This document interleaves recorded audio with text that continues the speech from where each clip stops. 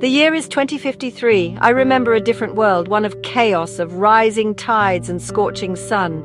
They called us heroes back then, the doctors and nurses on the front lines of a planet fighting back. Now at 62, I live in a world reborn. The air is clean. The skies are a brilliant, perfect blue. The great biotech corporations, our saviors, promised us a paradise. They delivered it through the Sky Shield, a network of satellites that healed our atmosphere. They wrapped the Earth in a technological embrace, and in return, we gave them our trust. We gave them everything. My days are quiet now, a stark contrast to the urgency of my youth. I tend to my small rooftop garden, a patch of real, untampered earth amidst the chrome and glass of the city. This new world hums with a quiet, unnerving harmony. People move with a placid grace, their faces untroubled, their ambitions muted. There are no protests. There are no loud arguments on the street corners. The passion that once fueled my generation of activists seems like a distant myth, a story told to frighten children. The corporations say this is progress, the end of conflict. They provide our food, our medicine, our entertainment. They even provide the weather. Every morning, a gentle, programmed rain washes the streets clean before the sun, also managed, rises on schedule. It is a life of serene comfort, a gilded cage that most people don't even realize they are in. They have forgotten the feel of wild rain or the sting of an unexpected wind. But I remember. I remember the fire of fighting for a cause, the raw, chaotic beauty of a world that wasn't managed by an algorithm. I see the youth, my daughter's generation, and they are kind, they are smart, but they are hollowed out. Their dreams are small, practical, and approved by the corporate career advisors that guide their lives from childhood. They don't question the constant low-level hum that emanates from the comms devices embedded in every home, every street lamp. They accept the wellness mandates that adjust their moods with subtle sonic frequencies. They call it peace. I call it silence. A deep, profound, and terrifying silence of the human spirit. My small apartment is a museum of a forgotten time. I have real books, their pages yellowed and smelling of dust and history. I listen to old music, full of discordant notes and rebellious shouts. These are my anchors to what was real. My daughter Alara visits me sometimes. She worries about my nostalgia. She tells me to embrace the now, to let go of the struggle. The fight is over, Mom, she says, her voice as smooth and calm as the synthesized breeze from her climate-controlled apartment. We won. But as I look out at the city, a perfect marvel of engineering, I can't help but wonder what exactly we lost in the victory. The world was saved, but I fear the soul of humanity was the price. The Sky Shield satellites are our guardians. That is the story we are told every single day. They hover in the stratosphere, gleaming silver sentinels against the black of space. The official narrative is one of triumph. These marvels of bioengineering not only repaired the ozone and stabilized the climate, but they continue to manage it with pinpoint precision. They are the reason our crops never fail, the reason superstorms are a thing of the past. The corporations that built them, Omnigen, Bioscorp, Vitalis, are now more powerful than any government ever was. They are the architects of our daily lives, and the Sky Shield is their greatest tool. People look up at the sky with gratitude, seeing salvation in the faint trails of light, but I've started to notice things, small inconsistencies that prick at the edge of this perfect reality. It began with the birds, the native species, the ones I remember from my youth. They act strangely. They fly in erratic patterns, often crashing into the invisible energy fields that protect the corporate towers. Then, I noticed it in people.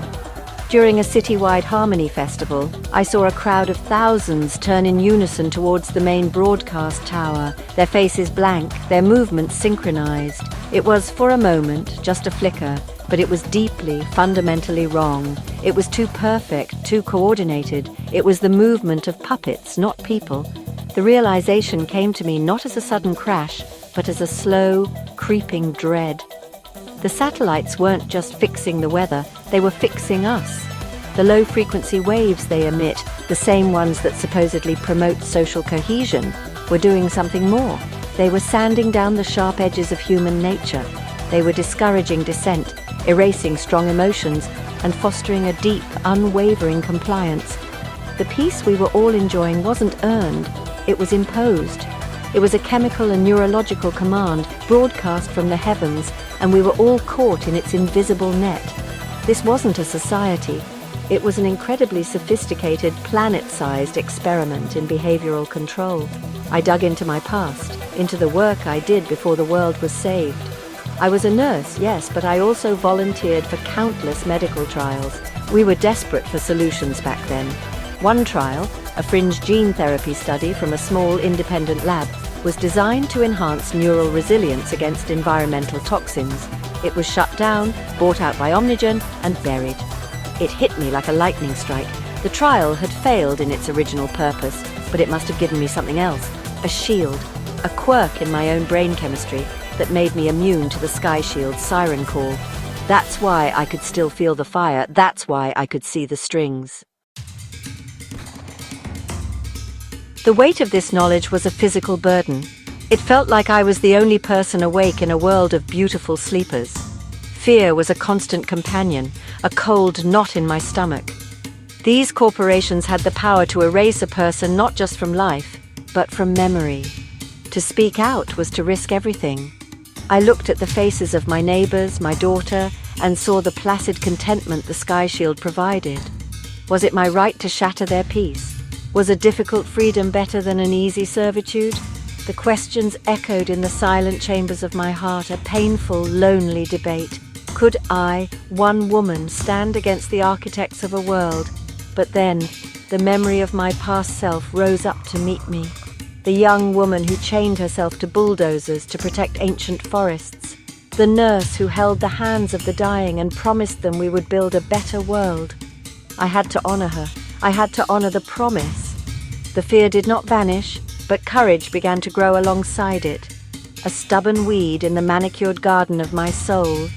I decided to act, not with the loud protests of my youth, but with the quiet cunning of my age.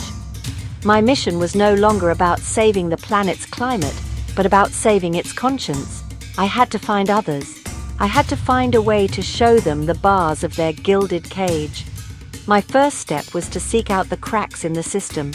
I started with Dr. Aris Thorne, an old colleague from the hospital, a brilliant neurologist who had been pushed into early retirement for being disruptive. I found him in a dusty archive, surrounded by forbidden books. When I told him my theory, he didn't call me crazy. He just looked at me, a flicker of the old defiant light returning to his eyes. "The hippocampus," he whispered, his voice rough with disuse. "The frequencies target the seat of memory and emotional regulation, but if you're immune, Selma, you're not a ghost, you're a witness." That night we drew up a plan, our hushed voices a rebellion in the suffocating quiet. The most difficult encounter was with my own daughter, Ilara. I tried to show her, to explain. I played her the old music, showed her the old photos of protests, of people roaring with passion. She just smiled that serene, empty smile.